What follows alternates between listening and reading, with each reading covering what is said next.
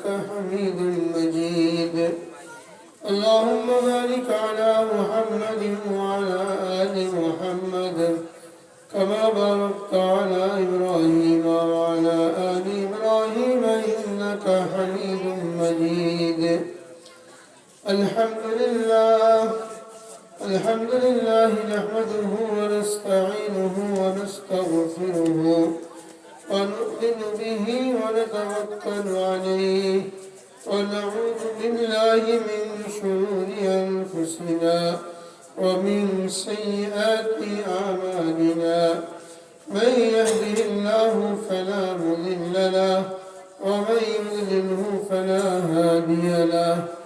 ونشهد أن لا إله إلا الله وحده لا شريك له. ونشهد أن سيدنا وسندنا ومولانا محمدا عبده ورسوله صلى الله تعالى عليه وعلى آله وصحبه وبارك وسلم تسليما كثيرا. أما بعد، قال الله تبارك وتعالى في كلامه المجيد والفرقان الحميد: كل نفس ذائقة الموت وإنما توفون أجوركم يوم القيامة فمن زحزح عن النار وادخل الجنة فقد فاز وما الحياة الدنيا إلا متاع الغرور. وقال رسول الله صلى الله عليه وسلم: إذا مات الإنسان انقطع عنه عمله إلا من ثلاث: إلا من صدقة جارية أو ولد صالح يدعو له أو من علم ينتفع به، أو كما قال عليه الصلاة والسلام. صدق الله العظيم وصدق رسوله النبي الكريم، ونحن على ذلك من الشاهدين والشاكرين، والحمد لله رب العالمين. الحمد لله। শামসুল উলুম মাদ্রাসা এতিমখানার উদ্যোগে আয়োজিত ৫৩তম বার্ষিক ওয়াজ মাহফিলের মাননীয় সভাপতি, উপস্থিত উলামায়ে কেরাম, আইম্মায়ে এযাম এবং বিরাদরানে ইসলাম, আল্লাহ রাব্বুল আলামিনের লাখ কোটি শুকরিয়া যে আল্লাহ রাব্বুল আলামিন আমাদেরকে মহব্বত করে দিনের কিছু কথা শোনার জন্য,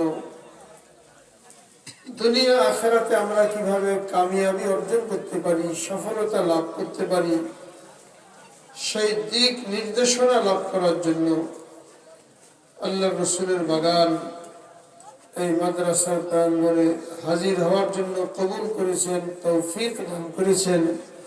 এজন্য সকলে শুকরিয়া আদায় করি, আলহামদুলিল্লাহ। এটা কোনো ছোটখাটো বিষয় না। আল্লাহ রসুলের বাগানে হাজির হতে পারা, এমন একটা মজলিসের মধ্যে হাজির হতে পারা যে মজলিসটাকে ফেরেশতারা বেষ্টন করে রাখে, যে মজলিসে উপস্থিত লোকদের উপরে আল্লাহ পাকের খাস রহমত নাজিল হতে থাকে। আর আল্লাহ রাব্বুল আলামিন ফেরেশতাদের মজলিসে এই সমস্ত লোকদের কথা আলোচনা করতে থাকেন যারা এই মাহফিলের মধ্যে উপস্থিত হয়। এটা আমাদের জন্য বহুত বড় সৌভাগ্যের বিষয়। আমাদের কারোর কথা যদি এলাকার চেয়ারম্যান মেম্বার বা এমপি সাহেবের দরবারে আলোচনা হয়, নাম ধরে এবং লোকটা খুব ভালো, অমুক লোকের এই কর্মকাণ্ড ভালো, এরকম কোনো আলোচনা যদি হয় আর আপনার কানে সেটা পৌঁছায় যে এমপি সাহেব নিজে আমার নাম উচ্চারণ করে আমার কথা আলোচনা করেছেন, আমার প্রশংসা করেছেন, তো মনটা খুশি হবে কি হবে না, কি বলেন? কারণ এমপি সাহেব আমাকে চেনে, তার মজলিসের মধ্যে আমার আলোচনা হয়, তো মনটা খুশি হবে। কিন্তু চিন্তার বিষয় হলো এমপি সাহেব আমাকে আপনাকে চেনে, তার মজলিসের মধ্যে আমার আপনার কথা আলোচনা হয়, এটা দিয়ে দুনিয়াতে সাময়িক মনটা খুশি হবে, কিন্তু আমার আখিরাতে কি কাজে আসবে? কবরের মধ্যে যখন প্রশ্ন করা হবে, 3টা প্রশ্ন করা হবে, যে প্রশ্নের উত্তরের উপরে নির্ভর করবে যে আমার কবর জান্নাতের বাগান হবে নাকি জাহান্নামের গর্ত হবে। যে 3টা প্রশ্নের উত্তর দেওয়ার উপরে নির্ভর করবে আমার কবর জান্নাতের বাগান হবে নাকি জাহান্নামের গর্ত হবে। সেখানে যদি আপনি এই উত্তর দেন যে আমাকে চেনো, এমপি সাহেবের দরবারে আমার কথা আলোচনা হয়, এলাকার এমপি সাহেব আমাকে চেনে, তো এই উত্তর সেখানে কোনো কাজে আসবে কি বলেন? অথচ আমরা এটাকে গর্বের বিষয় মনে করি। কিন্তু এই যে আমরা এখানে বসলাম, আমার আপনার নাম ধরে আল্লাহ রাব্বুল আলামিন ফেরেশতাদের মজলিসের মধ্যে আলোচনা করেছেন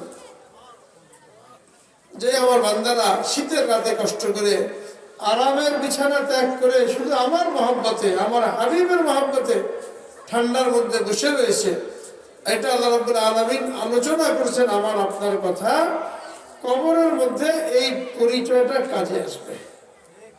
তো যেটা আমার কবরে কাজে আসবে ওইখানে আমার সময় লাগানো দরকার, ওর জন্যই আমার প্রস্তুতি দরকার, ওর জন্য মেহনত দরকার। আর যেটা আমার কবরের মধ্যে কোনো কাজে আসবে না, ওর পিছনে দৌড়ানো, তার জন্য মেহনত করা, এর মধ্যে কোনো ফায়দা নাই। এই জন্য আল্লাহ রাব্বুল আলামিন মেহরবানি করেছেন, আমাদেরকে এখানে বসার তৌফিক দান করেছেন। আরেকবার আমরা অন্তর থেকে শুকরিয়া আদায় করি, আলহামদুলিল্লাহ। এই যে মাহফিলগুলি হয়, বিভিন্ন মাদ্রাসার উদ্যোগে হয়, বিভিন্ন মসজিদের উদ্যোগে হয়, গ্রামবাসীর উদ্যোগে হয়, বছরে একবার হয়, এগুলো আমাদের জন্য বহুত বড় নিয়ামত আল্লাহ তাআলার। এই মাহফিলগুলির মাধ্যমে আমরা সঠিক ইমানের কথা জানতে পারি, আকীদার কথা জানতে পারি, সঠিক আমলের কথা জানতে পারি, সুন্নত তরিকায় জীবন যাপন করার কথা জানতে পারি। এইগুলো যদি না হতো তাহলে আমরা অনেক বিষয়ে অজ্ঞ থাকতাম, মূর্খ থাকতাম। এক একটা মাহফিল আমাদের জীবনে পরিবর্তন আনার জন্য বহুত বড় সহায়ক, যদি আমরা এটা শুকরিয়া আদায় করি। যদি সহি নিয়তে এখানে বসি তাহলে আমার জীবনের পরিবর্তন আনার জন্য একটা মাহফিলই যথেষ্ট। এই জন্য আমরা যখন কোনো মাহফিল শুনতে যাব, ওয়াজ মাহফিলের মধ্যে যাব, সেখান থেকে হেদায়েত পাওয়ার জন্য 1 নম্বরের নিয়তকে সহি করতে হবে। সেটা কি?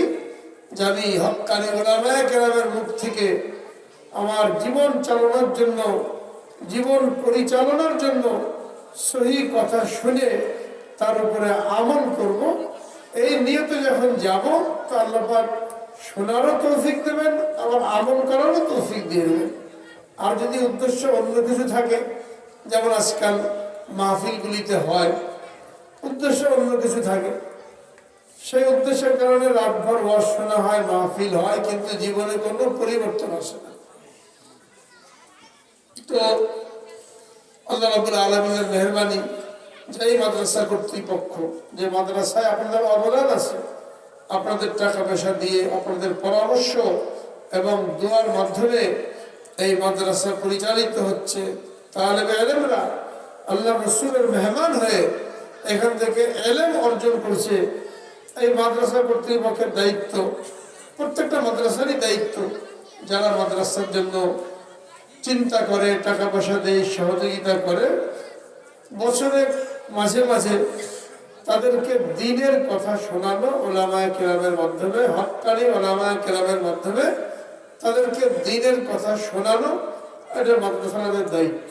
নতুবা তারা এই যে জনগণ যারা টাকা পয়সা দেয়, সম্পৃক্ত থাকে, এদের হক আদায়ের মধ্যে ত্রুটি করলো, এর থেকে বাঁচার জন্যই এই মাহফিলগুলি ব্যবস্থা করা হয়। তো তারই ধারাবাহিকতায় হক্কানি উলামায়ে কেরামের মাধ্যমে আপনাদের জন্য এখানে দ্বীনি কথা শোনার জন্য ব্যবস্থা করা হয়েছে। এখন আমাদের জিম্মাদারি, আমরা এই নিয়ামতের শুকরিয়া আদায় করে মাহফিলের শেষ পর্যন্ত বসে এই কথাগুলি শোনার জন্য চেষ্টা করব। লোকজন অনেকেই আছেন, যেমন সভাপতি সাহেব বললেন যে এখানে যারা বসে আছি আমরা, এখানকার তুলনায় পাশে যে মেলা বসছে, মিনি বাজার বসছে, ওখানে লোকের সংখ্যা বেশি, হয়তো তারা মনে করেছে যে মাইকের আওয়াজ তো এখানেও আসছে, এখানে চায়ের দোকানে বসে শুনলাম, বা কেউ ঘরের মধ্যে বসে মনে করেছে আমিও এখানে আওয়াজ পাচ্ছি, আমিও এখানে শুনলাম। তো ঘরে বসে শোনা কিংবা বাজারে বসে শোনা আর এই মাহফিলের মধ্যে বসে শোনা, এটার মধ্যে পার্থক্য আছে। পার্থক্যটা কি? এই যে মাহফিলটা, যেটাকে ফেরেশতারা বেষ্টন করে আছে, হাফাতুমুল মালাইকা ওয়া গাশিয়াতুমুর রাহমা ওয়া নাযালাত আলাইহিমুস সাকিনা ওয়া যাকারাল্লাহু ফীমান ইনদাহ, এই যে ফজিলতগুলি বয়ান করা হয়েছে যে এই মজলিসকে ফেরেশতারা বেষ্টন করে রাখে, আল্লাহর রহমত নাজিল হতে থাকে, বিশেষ সাকিনা নাজিল হয়, এবং আল্লাহ রাব্বুল আলামিন ফেরেশতাদের মজলিসে এই সমস্ত লোকের নাম ধরে ধরে তাদের আলোচনা করেন। এবং যখন মজলিস শেষ হয়, শেষ পর্যন্ত যারা বসে থাকে, মজলিস শেষ হয়, তখন আল্লাহ রাব্বুল আলামিনের পক্ষ থেকে ঘোষণা হয়, কুমু মাগফুরাল লাকুম ক্বাদ বুদ্দিলাত সাইয়্যাতিকুম হাসানাত, তোমরা এই অবস্থায় উঠে যাও যে তোমাদেরকে মাফ করে দেওয়া হয়েছে এবং তোমাদের গুনাহগুলো নেকির দ্বারা পরিবর্তন করে দেওয়া হয়েছে। এই যে ঘোষণাটা হবে, এই ঘোষণাটা কারা পাবে? যারা এই প্যান্ডেলের ভিতরে, এই মজলিসের ভিতরে শেষ পর্যন্ত বসে থাকবে। যারা দোকানে আছে, মার্কেটে আছে, বাড়িতে আছে, তারা কিন্তু এই ঘোষণা পাবে না। এই জন্য আওয়াজ অনেক দূরে যেতে পারে, অনেক দূর থেকে আমি শুনতে পারি, কিন্তু এখানে বসলে যে ফজিলত, এটা কিন্তু দোকানে বসলে হবে না, ঘরের মধ্যে বসে থাকলেও হবে না, এইখানে এসে বসতে হবে। এই জন্য যারা আমরা এখানে বসতে পেরেছি, বহুতই সৌভাগ্যের বিষয়। যারা এখনো বাইরে আসি, ঘোরাফেরা করছি, দোকানে আসি, তারাও এই ফজিলতটা লাভ করার জন্য মজলিসের মধ্যে চলে আসি, মজলিসের আদব রক্ষা করে বসি। এবং শুধু ঢাকা থেকে আমাদের প্রধান অতিথি আগমন করবেন, কষ্ট করে আসবেন, তার বয়ান এবং দোয়া শেষ করে ইনশাল্লাহ আমরা এখান থেকে যাব, তাতে করে এই আখেরি ঘোষণা আমরা লাভ করতে পারি। সবাই তৈরি আছে নাকি বলি? ইনশাল্লাহ আল্লাহ কবুল করেন, যা কিছু বলা হবে, শোনা হবে, আমল করার তৌফিক দান করেন। আমরা দুনিয়াতে আসছি, নিজের ইচ্ছা আসি নাই, আল্লাহ রাব্বুল আলামিন আমাদেরকে পাঠিয়েছেন। যেমন আমরা নিজের ইচ্ছা আসি নাই, এখান থেকে যাওয়াটাও নিজের হাতে না, নিজের ইচ্ছায় না। যখন আল্লাহ রাব্বুল আলামিন ডাক দেবেন, তখন আমাদেরকে চলে যেতে হবে, কিন্তু সে যাওয়াটা কবে হবে আমি আপনি কেউ জানি না, কিন্তু যেতে হবে, এটা ঠিক। এর মধ্যে কারো কোনো সন্দেহ নাই। যে নাস্তিক, আল্লাহকে মানে না, সেও এই কথা বিশ্বাস করবে যে আমি দুনিয়াতে চিরদিন থাকতে পারবো না, একটা সময়ে আমাকে চলে যেতে হবে। নাস্তিকরা এই বিশ্বাস করে কি করে না, কি বলেন? এমন কোনো মানুষ নাই যে মৃত্যুকে অস্বীকার করে, সকলে মানতে রাজি যে এখানে চিরদিন তো থাকবে না, সকলকে চলে যেতে হবে। আর আমরা মুসলমান যারা, আমরা তো পরিপূর্ণভাবে বিশ্বাস করি। তো এই যে আমরা আসছি দুনিয়াতে, নিজের ইচ্ছায় যেমন আসি নাই, নিজের ইচ্ছায় যেতে পারবো না, কবে যাব তাও জানি না, কিন্তু যাওয়ার তারিখটা নির্ধারণ হয়ে আছে। যাওয়ার তারিখ নির্ধারণ হয়ে আছে। কবে নির্ধারণ করা হয়েছে? যখন একটা বাচ্চা মায়ের পেটে আসে, 4 মাসে তার শরীর গঠিত হয়, 43 পার হওয়ার পরে পরিপূর্ণ শরীরটা গঠিত হয়, তখন তার মধ্যে রূহ দিয়ে দেওয়া হয়। রূহ দেওয়ার পরে আরো 5 মাস সে মায়ের পেটে অবস্থান করে। এই 4 মাসে যখন তাকে রূহ দিয়ে দেওয়া হলো, তো আল্লাহ রাব্বুল আলামিন একজন ফেরেশতা তার জন্য নিযুক্ত করেন, এই মায়ের পেটে তাকে লালন পালন করার জন্য, তাকে বড় করার জন্য। যখন রূহ দিয়ে দেওয়া হলো, তখন ফেরেশতা আল্লাহ পাকের পক্ষ থেকে ওই মায়ের পেটে সন্তান ভ্রূণ, তার জন্য 4টা জিনিস লিখে দেয়, যেটা তার জন্য অবধারিত।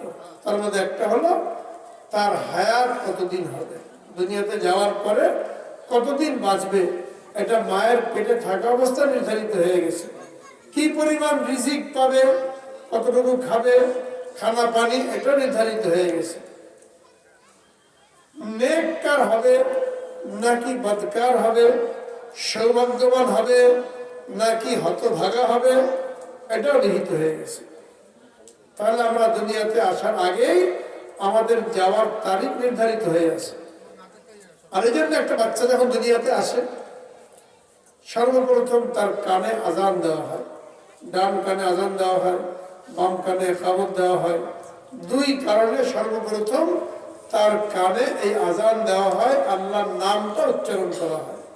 একটা কারণ, দুনিয়াতে আসার পরে তার কানে সর্বপ্রথম যে নামটা বাজবে, যে নামটা উচ্চারিত হবে, সেটা আল্লাহর নাম। এই কথা বোঝানোর জন্য যে আল্লাহর হুকুম মতনই তোমাকে জীবন যাপন করতে হবে, আল্লাহর হুকুম মেনেই তোমাকে চলতে হবে, অন্য কারো হুকুম তুমি মানতে পারবে না। এই জন্য সর্বপ্রথম তার কানে আল্লাহর নামটাকে উচ্চারণ করা হয়। দ্বিতীয়, এই আযান আর ইকামতের মাধ্যমে তাকে জানিয়ে দেওয়া হলো যে ইকামতের পরে যেমন নামাজ দাঁড়াতে দেরি হয় না, আধা মিনিট 1 মিনিটের মধ্যেই কাতার সোজা করতে যতক্ষণ লাগে নামাজ দাঁড়িয়ে যায়, তোমারও আযান ইকামত হয়ে গেছে, এখন তোমার জানাজার নামাজ শুরু হতে আর দেরি নাই, এই 1 মিনিট দেরি। যেমন দুনিয়াতে আযান হয়ে গেল, ইকামত হয়ে গেল, নামাজ দাঁড়িয়ে গেল, তোমারও আযান ইকামত হয়ে গেছে, এখন তোমার জানাজার নামাজ হতে বেশি দেরি নাই। এই জন্য বুজুর্গানে কেরাম বলেন যে হাসরের ময়দানে 50,000 বছর আমাদেরকে যে হিসাবের জন্য দাঁড়াতে হবে, ওই 50,000 বছরের মোকাবেলায় আমাদের দুনিয়ার এই 50-60 বছরের জিন্দগি এর পরিমাণ হলো 1.5 থেকে 2 মিনিট। অর্থাৎ আমার আপনার হায়াত 2 মিনিট। ইকামতের পরে যেমন নামাজ শুরু হতে দেরি হয় না, আমারও দুনিয়াতে এই 2 মিনিটের মধ্যেই আমার নামাজ শুরু হয়ে যাবে। এই জন্য জানাজার নামাজের আগে কি নাই? আজান নাই, ইকামত নাই, সরাসরি নামাজ শুরু হয়ে গেল। কেন আজান ইকামত নাই? আজান তো হয়ে গেছে। ইকামত নাই, ইকামত হয়ে গেছে, এই জন্য এখন সরাসরি নামাজ শুরু হয়ে গেল। এই মাত্র 1.5 থেকে 2 মিনিট পুঁজি দিয়ে আল্লাহ রাব্বুল আলামিন আমাকে আপনাকে দুনিয়াতে পাঠিয়েছেন। যখন নির্ধারিত সময় চলে আসবে, যত বড় থেকে বড় ব্যক্তিত্ব হোক, যত পয়সাওয়ালা হোক, যত ক্ষমতাশালী হোক, আল্লাহ রাব্বুল আলামিনের ঘোষণা, ইযা জাআ আজালুহুম লা ইস্তাখিরুনা সাআতাও ওয়া লা ইস্তাকদিমুন। নির্ধারিত সময় যখন চলে আসবে, 1 সেকেন্ড এদিক ওদিক হবে না, সাথে সাথেই তার ওই ডাকে সাড়া দিতে হবে। যতই অনুনয় বিনয় করুক, আর তাকে কোনো সুযোগ দেওয়া হবে না। এই জন্য রাসূল আকরাম সাল্লাল্লাহু আলাইহি ওয়াসাল্লাম ইরশাদ করেছেন, আল কাইয়িসু মান দানা নাফসাহু ওয়া আমিলা লিমা বাদাল মাউত ওয়াল আজিজু মান আতবা নাফসাহু হাওয়াহা ওয়া তামান্না আলাল্লাহিল আমানি। বুদ্ধিমানকে আর বেওয়াকুফ মূর্খকে তার সংজ্ঞা আমাদেরকে জানিয়ে দিয়েছেন। দুনিয়াতে আমরা যাকে বুদ্ধিমান বলি সে বুদ্ধিমান না, যাকে আমরা মূর্খ বলি, বোকা বলি, সে বোকা না। বুদ্ধিমান তো ওই ব্যক্তি যাকে আল্লাহ রাসূল বুদ্ধিমান বলেছেন। মূর্খ তো ওই ব্যক্তি যাকে আল্লাহ রাসূল মূর্খ বলেছেন। আল্লাহ রাসূল সাল্লাল্লাহু আলাইহি ওয়াসাল্লাম কাকে বুদ্ধিমান বলেছেন? আল কাইয়িসু মান দানা নাফসাহু। বুদ্ধিমান ওই ব্যক্তি যে নিজের নফসকে প্রদানত করে, নিজের খায়াসাতকে কুরবানি করে, মন চাই জিন্দগিকে কুরবানি করে, আমিলা লিমা বাদাল মাউত, আর মৃত্যু পরবর্তী জীবনের জন্য প্রস্তুতি গ্রহণ করতে থাকে। এগুলো বুদ্ধিমান। মূর্খ আল আজিজু মান আতবা নাফসাহু হাওয়াহা। মূর্খ ওই ব্যক্তি যে নিজেকে খায়াসাতের পিছনে ফেলে দিয়েছে, মন চাই জিন্দগি যাপন করছে, যেটা মন চায় ওটাই করে, জায়েজ না জায়েজ জানার চেষ্টা করে না, হালাল হারাম বোঝার চেষ্টা করে না, আল্লাহর হুকুম কিংবা নিষেধ এইগুলো মানার চেষ্টা করে না, যেটা ভালো লাগে সেটাই করে। আর তামান্না আলাল্লাহিল আমানি, আল্লাহর উপরে আশা করে যে আল্লাহ তো মাফ করে দেবেন। আল্লাহর হুকুম পালন করলাম না, জায়েজ না জায়েজ ধার ধারলাম না, এই অবস্থায় আল্লাহর উপরে আশা রাখা, এটা কি বুদ্ধিমত্তা না বোকামি? কি বলেন? বোকামি না? এই লোককে বোকা বলা হয়েছে, এই লোককে মূর্খ বলা হয়েছে। আর আমাদের পরিভাষায়, আমাদের সমাজে বুদ্ধিমান কাকে বলা হয়? যে অল্প সময়ে অনেক টাকা পয়সা করে ফেলেছে, গাড়ি বাড়ি করে ফেলেছে, ফাঁকি ফুঁকি দিয়ে 2 নম্বরই করে অনেক টাকা পয়সার মালিক লোকেরা কি বলে? সাংঘাতিক বুদ্ধিমান, অল্প সময়ে অনেক টাকার মালিক। আল্লাহ রাসূলের দৃষ্টিতে এই লোকটা যে হারাম হালালের পরোয়া না করে কোটি কোটি টাকার মালিক হয়ে গেল, এই লোকটা কি বুদ্ধিমান না মূর্খ? কি বলেন? মূর্খ। আমরা যত থেকে বুদ্ধিমান বলি, এই বলার দ্বারা কিছু হবে না। আল্লাহ তাআলা সার্টিফিকেট দিয়েছেন ওইটাই ঠিক। আমি আপনি হাজার মানুষ মিলে এই লোকটাকে বুদ্ধিমান বললেও সে লোকটা বুদ্ধিমান না।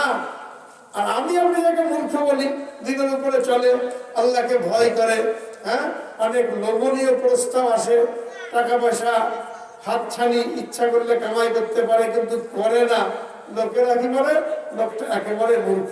আজকের যুগে এত ভালো হলে চলে, কিছু তো নেওয়াই লাগে, তাকে আমরা মূর্খ বলি। তা আমি আপনি যতই মূর্খ বলি, আল্লাহ আল্লাহ রসুলের দৃষ্টিতে এই লোকটা কি বুদ্ধিমান। এই বুদ্ধিমানের জন্য সুসংবাদ। সাহাবা একরাম একটা জামাত, 10 জন একটা জামাত নবীজির খেদমতে হাজির হলেন, হয়ে জিজ্ঞেস করলেন, মান আকিয়াসুন নাস ইয়া রাসূলুল্লাহ? ক্বালা আকসারুহুম ইসতিদাদান লিল মাউত। সাহাবা একরাম জিজ্ঞেস করলেন, ইয়া রাসূলুল্লাহ, লোকদের মধ্যে সবচেয়ে বুদ্ধিমান কে? নবীজি সাল্লাল্লাহু আলাইহি ওয়াসাল্লাম এই প্রশ্নের উত্তরে বললেন, সবচেয়ে বুদ্ধিমান ওই ব্যক্তি যার মৃত্যুর জন্য প্রস্তুতি সবচেয়ে বেশি, সবসময় মৃত্যুর জন্য তৈরি। এক্ষুনি ডাক্তার আসলে কোনো পিছু তাকাতে হবে না, কোনো টেনশনের মধ্যে পড়তে হবে না। আমার ব্যবসা বাণিজ্য কে দেখবে, ছেলে মেয়ের কি হবে, মেয়ে বাচ্চার কি হবে, কোনো পরেশানি নাই। মৃত্যুর সময় চলে আসছে, খুশি খুশি আল্লাহর সাথে মোলাকাত করতে তৈরি হয়ে গেছে। সেগুলো আকসারুহুম ইসতিদাদান লিল মাউত, মৃত্যুর জন্য সবচেয়ে বেশি যার প্রস্তুতি, সেই ব্যক্তি হলো বুদ্ধিমান। এখন আমরা বুদ্ধিমানের কাতারে সামিল হতে চাই নাকি মূর্খের কাতারে সামিল হতে চাই? কি বলেন? কারা কারা তৈরি আছি বুদ্ধিমান হওয়ার জন্য? আল্লাহ পাক কবুল করেন সবাইকে। এই বুদ্ধিমান হওয়ার জন্য মৃত্যুর প্রস্তুতি দরকার। যে আয়াতটা আমি তেলাওয়াত করলাম, এই আয়াতের মধ্যে আল্লাহ রাব্বুল আলামিন জানিয়ে দিয়েছেন, কুল্লু নাফসিন যায়িকাতুল মাউত, প্রত্যেক প্রাণীকে মৃত্যুর স্বাদ আস্বাদন করতে হবে। আর মৃত্যুর পরে তোমাদেরকে যে যা করেছো এটা পরিপূর্ণ তোমাদেরকে বুঝিয়ে দেওয়া হবে, কারোর উপরে সামান্যতম জুলুম করা হবে না। তো সবসময় যেমন মৃত্যুর জন্য প্রস্তুত থাকা, রাসূল আকরাম সাল্লাল্লাহু আলাইহি ওয়াসাল্লাম ইরশাদ করেছেন, আমি যখন সকাল হয় সন্ধ্যা পর্যন্ত বাঁচার আশা করি না, আর যখন সন্ধ্যা হয় তখন সকাল পর্যন্ত বাঁচার আশা করি না যে আমি সকাল পর্যন্ত বেঁচে থাকবো। একজন মানুষ সত্যিকারের মুমিন তখন হবে, সত্যিকারের আশিকে রাসূল তখন হবে, যখন তার মধ্যে এই চিন্তা কাজ করবে, মৃত্যুর জন্য এইভাবে প্রস্তুতি গ্রহণ করবে। আর এই কারণে হাদিসের মধ্যে বলা হয়েছে, কোন মুমিনের জন্য এটা জায়েজ নাই যে সে ঘুমাবে রাতের বেলা আর তার বালিশের নিচে ওসিয়তনামা থাকবে না। প্রত্যেকটা মানুষ ঘুমাতে যাওয়ার আগে তার ওসিয়তনামা রেডি করে রাখতে হবে। যদি আমি মারা যাই, আজকের রাত আমার শেষ রাত হয়, তো আমার পরে আমার ছেলেপেলেরা কি করবে, বিবি কিভাবে চলবে, জমি জায়গা কিভাবে ভাগ বাটোয়ারা হবে, ব্যবসা বাণিজ্য কিভাবে চলবে, আমি কার কাছে কত টাকা পাই, কে আমার কাছে কত টাকা পায়, এই সবগুলো লিখিত রেখে এরপরে ঘুমাতে যেতে হবে। একদিন লিখে রাখলেন বাস চলবে, এটা যদি কোনো বড় ধরনের পরিবর্তন না হয় ওই লিখে রাখলে চলবে, কিন্তু লিখে রাখতে হবে। লিখে না রেখে এই অবস্থায় আল্লাহ না করেন যদি মৃত্যু চলে আসে, তারপরে অবস্থা কি হবে? এমন এমন গুনাহ হবে, এমন এমন অন্যায় হবে যে আমাকে তার জন্য কবরে শাস্তি ভোগ করতে হবে। ওসিয়ত করে যাওয়া জরুরি। মৃত্যুর পরে এমন এমন ঘটনা ঘটে, ওসিয়ত না করার কারণে এই সমস্ত ঘটনার দায় দায়িত্ব মুর্দা ব্যক্তির উপরে আসে।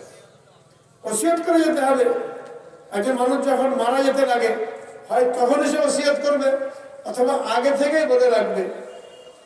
কেউ মারা গেলে বিলাপ করা, উচ্চস্বরে কান্নাকাটি করা, মাথার চুল ছেঁড়া, জামা ছেঁড়া, আল্লাহর বিরুদ্ধে অভিযোগ করা যেমন মহিলারা করে, এটা সম্পূর্ণ হারাম। একজন লোক মারা গেল, মারা যাওয়ার আগে সে বললো না যে আমি মারা যাওয়ার পরে কেউ উচ্চস্বরে কান্নাকাটি করবে না, কেউ বিলাপ করবে না, অতি দ্রুত আমাকে দাফন করে দেবে এবং যা কিছু আছে ঋণ ইত্যাদি এগুলো পরিশোধ করে দেবে। এইগুলো যদি না বলে মারা যায়, ওসিয়ত না করে মারা যায়, তাহলে এই ব্যক্তি মারাত্মক গুনাহগার। কেউ মারা গেল, স্ত্রী কান্নাকাটি করেছে, ছেলে মেয়ে কান্নাকাটি করেছে, ভাই বোনেরা কান্নাকাটি করেছে উঁচু স্বরে, এটা হারাম করা হয়েছে। কান্না নিষেধ না, মনে কষ্ট হবে, এটাও নিষেধ না। মনে ব্যথা থাকবে, চোখ দিয়ে অশ্রু ঝরবে, এটা নিষেধ না। কিন্তু নিষেধ হলো জাহেলি যুগে যেগুলো করা হতো, বিলাপ করে কান্নাকাটি করা হতো, বুক চাপড়ানো হতো, জামা কাপড় ছিঁড়ে ফেলা হতো, মাথার চুল ছিঁড়ে ফেলা হতো, এইগুলো বলে যেতে হবে মৃত্যুর আগে যে আমার মৃত্যুর পরে তোমরা এগুলো মোটেও করবে না। যদি না বলে যায় আর ঘরের লোকরা এইভাবে কান্নাকাটি করে, বিলাপ করে, তাহলে ঘরের লোকদের গুনাহগার হওয়ার সাথে সাথে যে ব্যক্তি মারা গেল সেও কিন্তু গুনাহগার হবে। এই জন্য প্রত্যেকের জন্য জরুরি সুস্থ অবস্থা বলে রাখবে, কোনো কান্নাকাটি করবে না, হাওতার যেন না হয়, সবর করবে, ইন্না লিল্লাহ করবে। হাদিসের মধ্যে আসছে যখন কোনো ব্যক্তি মারা যায় আর তার আত্মীয় স্বজন কিংবা মহিলারা বিলাপ করে কাঁদে, হায় চেয়ারম্যান ছিল, পাহাড়ের মতন বড় ছিল, এই তার গুণাগুণ ছিল, এই সমস্ত বলে যখন কান্নাকাটি করা হয়, বিলাপ করা হয়, তখন ফেরেশতারা ওই মৃত ব্যক্তির বুকের উপরে ঘুষি মারতে থাকে। আসলে তুই এরকম ছিলি, আসলে এরকম ছিলি, এরকম লোকেরা বলছে, তার বুকের মধ্যে ঘুষি মারা হতে থাকে, আযাব শুরু হয়ে যায়। এই জন্য কেউ মারা গেলে এভাবে বিলাপ করে উচ্চস্বরে কান্নাকাটি করা যাবে না, যারা কেউ মা বোনেরা করে থাকে, এটা বলা জরুরি। অতি দ্রুত দাফন করতে হবে, 3-4 ঘন্টার মধ্যে দাফন করতে হবে, এই কথাটা বলে যেতে হবে। এই কথাটা না বললে যত দেরি হবে, যারা দেরি করলো তারা যেমন গুনাহগার হবে, আর লাশটাকে রেখে দিল তারও গুনাহ হতে থাকবে। কেন? সে ওসিয়ত করে যায় না। কেউ মারা গেলে নিয়ম কি? মারা গেলে নিয়ম হলো যত দ্রুত সম্ভব 3-4 ঘন্টার মধ্যেই তার দাফনের ব্যবস্থা করতে হবে।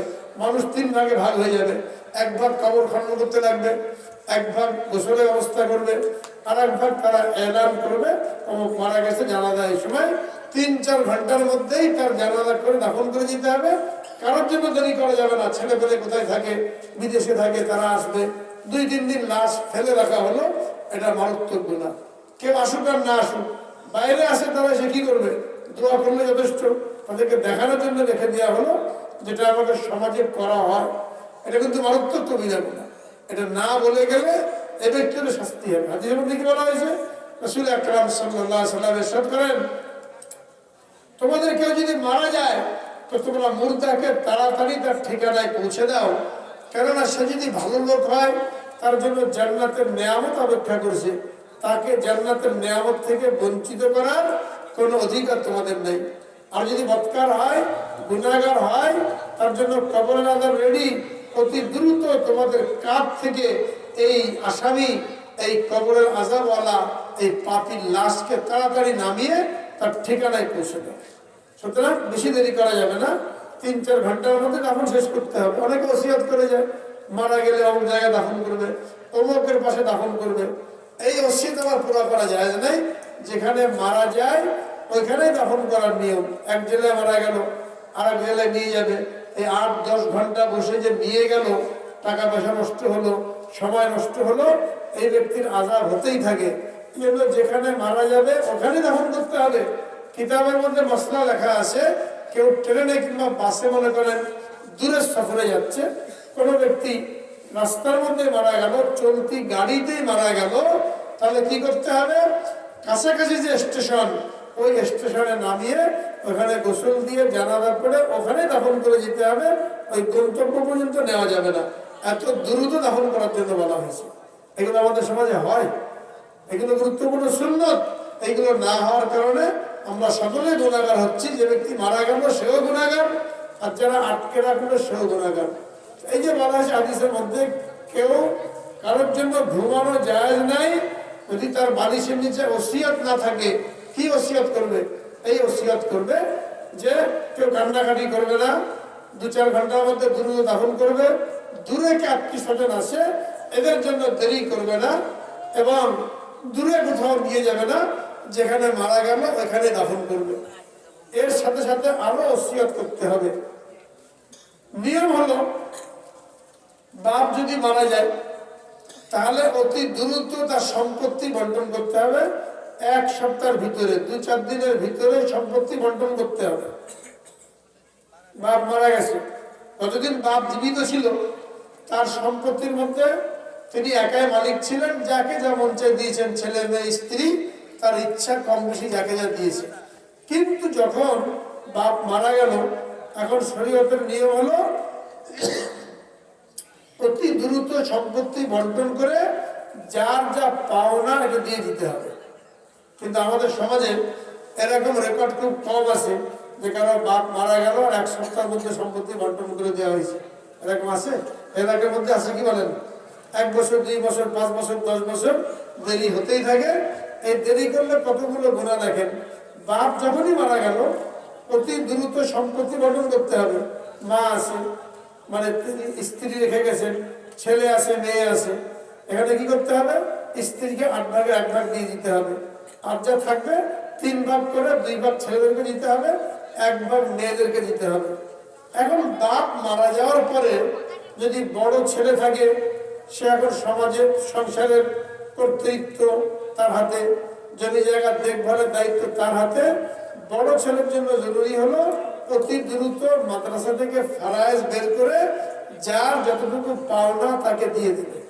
যদি না দেয় তাহলে মার হক নষ্ট করলো, ভাইয়ের হক নষ্ট করলো, বোনের হক নষ্ট করলো। বড় ভাই তার বিয়ে হয়ে গেছে, ছেলে পেলে আছে, বাকি আবার ছোট 2 ভাই তাদের বিয়ে শাদী হয় নাই, এদের খরচপাতি কম। আর বড় ভাই বিয়ে শাদী হওয়ার কারণে তার খরচপাতি বেশি। এখন স্বাভাবিকভাবেই সে নিজের জন্য খরচ করবে, স্ত্রীর জন্য খরচ করবে, ছেলে মেয়ের জন্য খরচ করবে। আর বাকি 2 ভাই বোন তাদের বিয়ে শাদী হয় নাই, এদেরকে কম দেবে। এই যে কম বেশি করা হলো, অথচ এখানে এই ভাইয়ের অংশ কিন্তু সীমিত, সে ইচ্ছা মতন খরচ করতে পারে না। কিন্তু ভাগ বটোয়ারা না হওয়ার কারণে সে ইচ্ছা মতন খরচ করে যাচ্ছে, বাকিদেরকে কম দিচ্ছে। এই যে অন্যদেরকে কম দিয়ে নিজে ইচ্ছা মতন খরচ করলো, এখানে আরেকজনের হক নষ্ট করা হলো। এই হক নষ্ট করে তার নামাজ কালাম কিন্তু কবুল হবে না। হারাম খেয়ে নামাজ কালাম কবুল হয় না। অনেক জায়গায় দেখা যায় বাপ মারা গেছে, মা একটু শক্তিশালী, পাওয়ারফুল, ছেলে পেলেরা তাকে ভয় পায়, তো ওখানে মা কি করে? সম্পত্তিটাকে আটকে রাখে, ভাগ করতে দেয় না। কিন্তু বাপ কেবলই মারা গেল, এখনই তোরা সম্পদ নিয়ে কামড়াকামড়ি শুরু করলি, মানুষে কি বলবে? এরকম বলে সম্পদটাকে মা আটকে রাখে। যা কিছু আয় বাড়ি আছে, বাড়ির ভাড়া কার কাছে জমা হচ্ছে? মার কাছে জমা হচ্ছে। দোকান আছে, দোকানের ভাড়া কার কাছে জমা হচ্ছে? মার কাছে জমা হচ্ছে। উনি ইচ্ছা মতন কাউকে কম দেয়, কাউকে বেশি দেয়। অথচ স্বামী মারা যাওয়ার পরে এই যে স্ত্রী, তার ভাগ কতটুকু? 8 ভাগের 1 ভাগ। কিন্তু সে নিজের কাছে মাল সম্পত্তি রেখে ইচ্ছা মতন খরচ করে, দান করে, নাতি নাতনিদেরকে দেয়, কাউকে কম দেয়, কাউকে বেশি দেয়। এটা দিয়ে সবার হক নষ্ট করা গুনাহগার হচ্ছে। তার জন্য জরুরি ছিল সাথে সাথে ভাগ করে ছেলের অংশ ছেলেকে দেওয়া, মেয়ের অংশ মেয়েকে দেওয়া, নিজে যেটা পাও না ওইটা রেখে সেখান থেকে খরচ করুক। কিন্তু এখানে স্ত্রী বাধা হয়ে দাঁড়ায়, সে দিতে চায় না।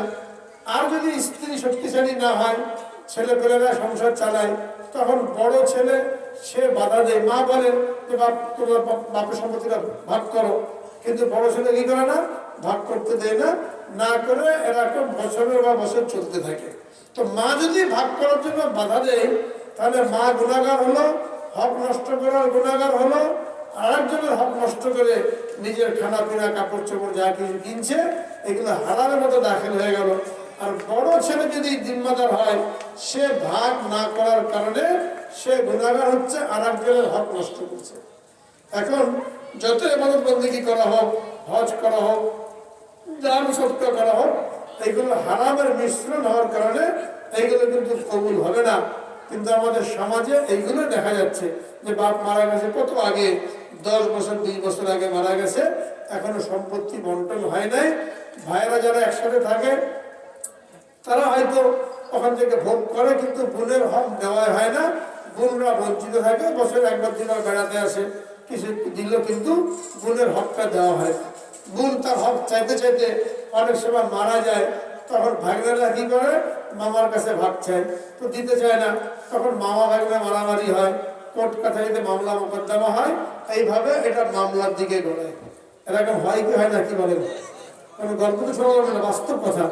আজকে দেখেন কোর্টের মধ্যে জজ কোর্ট, সুপ্রিম কোর্ট, হাইকোর্ট, এই সব মিলে এই 3টা কোর্টের মধ্যে 40 লাখ মামলা আছে। এই 40 লাখ মামলার মধ্যে 22 লাখ মামলা হলো জমি জায়গা সম্পর্কিত। কোনো সমাধান হয়নি। কে কারটা দখল করে বসে রয়েছে, কে কার হক নষ্ট করে বসে রয়েছে, জাল দলিল করেছে, মিথ্যা সাক্ষী দিয়ে জমি জায়গা দখল করেছে, ভাইয়ের হক নষ্ট করেছে, মাকে ফাঁকি দিয়েছে, বোনকে ফাঁকি দিয়েছে, এরকম 22 লক্ষ মামলা কোর্টে ঝুলন্ত আছে। এইগুলো যদি বিচারক নিয়োগ করে প্রত্যেকদিন 8 ঘন্টা 10 ঘন্টা করা হয় তো 20 বছর লাগবে ফয়সালা হতে। এই জন্য কোনো মামলা ফয়সালা হয় না।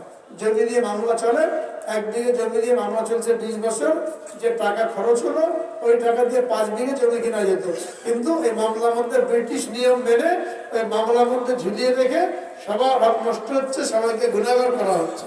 কিন্তু যদি সময় মতন ভাগ বাটোয়ারা করা হতো তাহলে মামলার পরিমাণ কমে যেত। কিন্তু আল্লাহর ভয় না থাকার কারণে আজকে জমি জায়গা নিয়ে গন্ডগোল বেশি।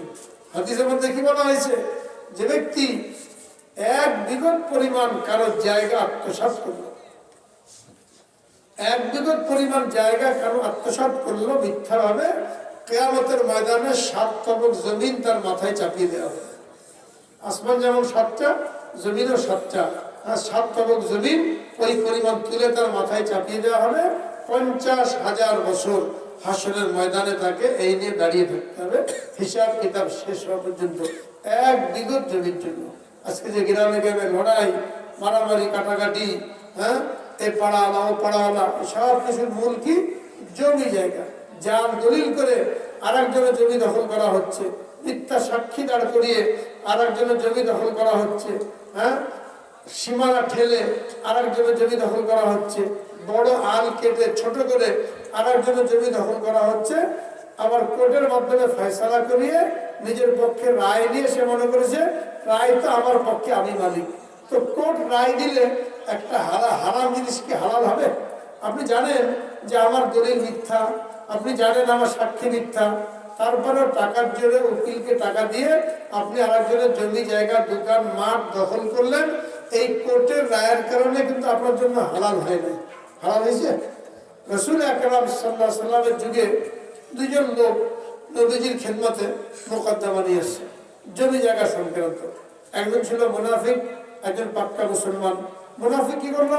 মুসলমানের জমিটা নিজের জন্য দাবি করলো যে এটা আমার জমি। মুসলমানের ব্যাপারে তেমন দলিল ছিল না। দুজনেই নবীজির নিকট মোকদ্দমা নিয়ে গেলে, যেহেতু মুনাফিক সে ছিল চাপাবাদ, চাপার জোর ছিল, যুক্তি তর্ক দিয়ে সে প্রমাণ করলো জমিটা আমার। আর যিনি জমির মালিক তিনি এরকম চাপাবাদ ছিলেন না, এরকম যুক্তি তর্ক তার কাছে ছিল না। তো রাসূল আকরাম সাল্লাল্লাহু আলাইহি ওয়াসাল্লাম যেহেতু মানুষ, উনি আলেমুল গায়েব না, গায়েব জানতেন না, আল্লাহ পাক তাকে জানিয়ে দিয়েছেন ওইটাই তিনি জানতেন। তো এখানে আসলে জমির মালিককে ওটা তো নবীজি জানার কথা না। দুজনে যখন দাবি করলো আর দুজনের যুক্তি তর্ক পেশ করলো, তো যে কিনা জমির মালিক ছিল না কিন্তু চাপাবাজ, তার কাছে যুক্তিও আছে, তার এই কথার কারণে তার জন্য জমির ফয়সালা করলেন, তো জমিটা তোমার। কিন্তু নবীজির সন্দেহ হলো যে আমি তো এর কথা শুনে তার জন্য ফয়সালা করলাম, আর হতে পারে জমিটা তার। এই জন্য বললাম দেখো আমি কিন্তু মানুষ, আমি কিন্তু কোনো গায়েব জানি না, তোমাদের কথা শুনে যার কথা শক্তিশালী মনে হয়েছে আমি তার পক্ষে ফয়সালা দিলাম। কিন্তু আমার এই ফয়সালা দেওয়ার কারণে সে যদি জমির প্রকৃত মালিক না হয় তো আমার এই ফয়সালার কারণে তার জন্য কিন্তু হালাল হবে না। আমি কেমন যেন জাহান্নামের আগুনের একটা টুকরা তার হাতে তুলে দিলাম। তো নবীজি যখন বললেন যে আমার ফয়সালার কারণে এই জমিটা কিন্তু তার জন্য কি না, জায়েজ না, তাহলে আজকে কোর্ট আপনার পক্ষে জাল দলিলের কারণে বা উকিলের চাপাবাজির কারণে যদি জমিটা আপনার পক্ষে রায় দিয়ে দেয় আপনার জন্য জায়েজ হবে? অথচ বহু মানুষ আজকে এইভাবে জায়গা জমি দখল করে মার্কেট বানাচ্ছে, বাড়ি বানাচ্ছে, হ্যাঁ, এবং নিজেকে কি মনে করছে যে রায় তো আমার পক্ষে, কোর্টের রায় আমার পক্ষে আছে, অথচ জানে যে আমি এটার মালিক না, জালিয়াতি করে তসরুপ করে আমি মালিক হয়েছি। তো কেমন যেন জাহান্নামের একটা অংশ, হ্যাঁ, সে হাতে তুলে নিল, জাহান্নামের আগুন কেমন যেন তার পেটে ঢুকলো। তো মারা যাওয়ার সময় পিতা যদি ওসিয়াত না করে যায় যে আমার মৃত্যুর পরে জমি জায়গাগুলি তাড়াতাড়ি ভাগ করে ফেলবে, আর ছেলেবেলারা গন্ডগোল করলো, তাহলে বাপও গুণাগার হবে। এবং আজকের যুগে যে অবস্থা, আমরা যতই দিনদার দাবি করি কিন্তু যখন টাকা পয়সা জমি জায়গার ব্যাপারটা সামনে আসে তখন আর দিনদারি থাকে না। কত মানুষ দিনের উপরে চলে, তবলিগ করে, আলেম, ভালো ভালো কথা বলে, কিন্তু যেই বাপ মারা গেল এখন জমি জায়গা ভাগ করা দরকার, তো সেখানে শরীয়তের ফয়সালা মানতে চায় না। শরীয়ত তো ফয়সালা করে দিয়ে গেছে যে মারা গেলে স্ত্রীর এই পরিমাণ, ছেলের এই পরিমাণ, মেয়ের এই পরিমাণ। যখন ফয়সালা করে দেওয়া হলো, এখন ফয়সালা সব মানা দরকার না, কি বলেন? সব মানতে হবে, ফারাজ করতে হবে। ফারাজ করে মা, বোন, ভাই যারাই আছে, স্থাবর অস্থাবর, ভালো মন্দ, সব জায়গা থেকে সবাইকে সমান হক দিতে হবে। কিন্তু এখানে যখন দেখে জমির দাম বেশি, মূল্য বেশি, তখন নিয়ত পরিবর্তন হয়ে যায়। বুনদেরকে কি করে, ওই মাঠে এমন জমি দিল যেখানে ভালো ফসলও হয় না, দামও বেশি না, আর নিজেরা কি করে, রাস্তার পাশের ভালো জমিটা দখল করে, বাড়িটা দখল করে। বাড়ির জমিতে যেমন ভাইয়ের হক আছে, বোনের হক আছে, মাঠের জমিতে যেমন ভাইয়ের হক আছে, বোনের হক আছে, পুকুরের মধ্যে যেমন ভাইয়ের হক আছে, বোনের হক আছে। কিন্তু আপনারা খুব ভালোভাবে জানেন যে এই বাড়ির অংশ থেকে মেয়েদেরকে বঞ্চিত করা হয়, রাস্তার পাশের দামি জমি থেকে মেয়েদেরকে বঞ্চিত করা হয়, মাঠে যেখানে কম দাম ওখান থেকে মেয়েদেরকে দেওয়া হয়। যদি কেউ দেয়, অনেকে তো দেয় না, ওখানে সেটা দিনদারি পুরো পরিবর্তন হয়ে যায়। অনেক ঘটনা এরকম আমাদের সামনে আসে, ফিরে আসে। হয়তো বাপ মারা গেছে, বাপ দিনদার ছিল, ছেলে মেয়েকে দিনদার মনে করা হয়, কিন্তু মারা যাওয়ার পরে এখন বন্টন করার কোনো নাম নাই, সমতার সাথে বন্টন করার কোনো নাম নাই, বা এদিক ওদিক করে সময় পার করে দিচ্ছে। তো এরকম যদি করা হয় তাহলে ইবাদত বন্দেগী কিছুই কবুল হবে না, কারণ আর একজনের হক নষ্ট করা হচ্ছে।